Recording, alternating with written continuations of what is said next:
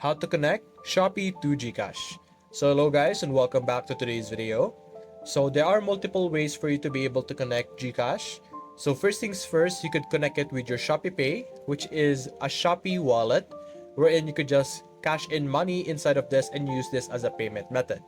There are benefits to using Shopee Pay such as discounts, and to be able to cash in some money from Shopee Pay, you can simply click on cash in, click on InstaPay, and you can see here Gcash is part of the options.